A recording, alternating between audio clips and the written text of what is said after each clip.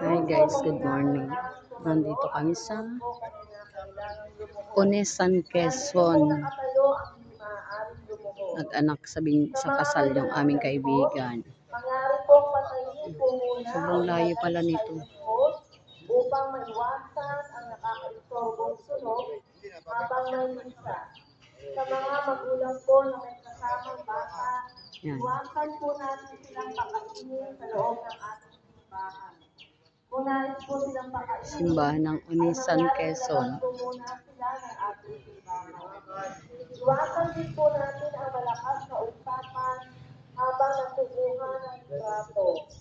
Ipinapaalala rin po na sundin ang tamang kasuotan. Hindi na po pinapahintulutan ang mga strapless o butlet, lalo na ang kakitalin at mga abay, mga sina. Maglagay po ng shawl kung kinakailangan. Sa mga official photographer ng mga kakasalin, mangyari pong sundin ang mga